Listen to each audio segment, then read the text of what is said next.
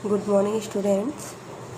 Welcome to online classes from RBL Public School, Standard 8th. In this video, we will know about predicate. What does a predicate contain? At the heart of the predicate is a verb. Verb is the heart of the predicate. In addition to the verb, a predicate usually contains. Verb में predicate क्या होता है, क्या क्या रखता है उसके अंदर, ये देखिए. First direct object, b indirect object, c complement subjective and objective. First direct object.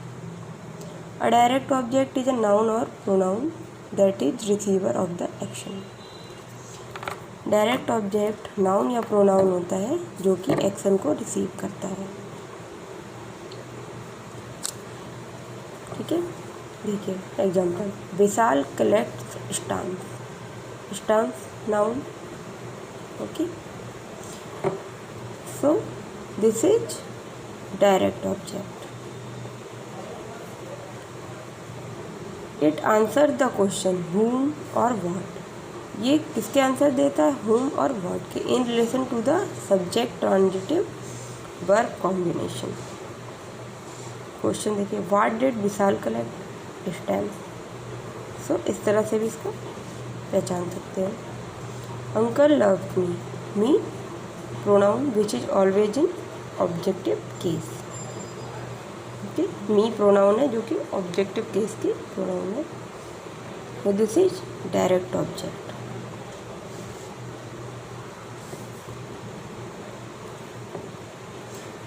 Second, indirect object. An indirect object usually comes before the direct object. Indirect object हमेशा direct object से पहले आता है. It answers the question to, for, whom plus whom what. It is always in objective case and helps complete verb. हमेशा objective case में ही होती है and helps complete verb ideas such as give, tell, read, play, etc. where something is done to or for something, someone or something else. Examples: my mother gifted me a camera. A camera direct object, me indirect object, और ये हमेशा direct object से पहले आता है. She paid the teacher fee. Fee direct object, the teacher indirect object.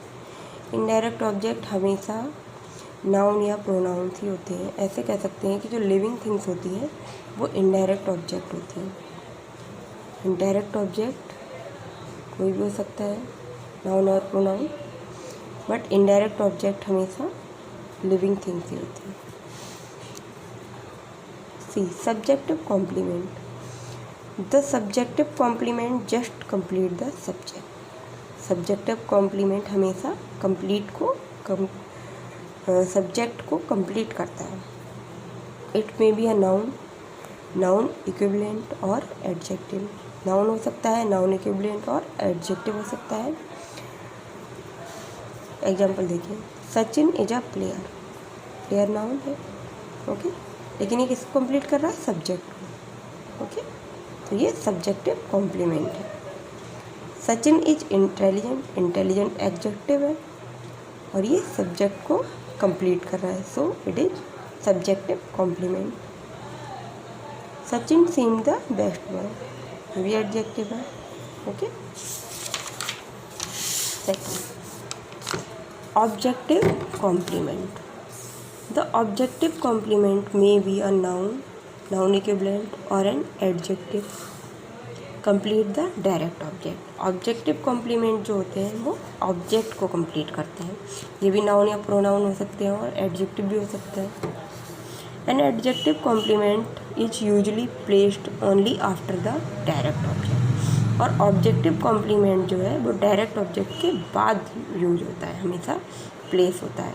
हमेशा किसके बाद आएगा, डायरेक्ट ऑब्जेक्ट के बाद. ओके, एग्जाम्पल देखिए, the painter painted the wall blue. देखिए द वॉल हो गया यहाँ पे, डायरेक्ट ऑब्जेक्ट और इसके बाद ब्लू आया।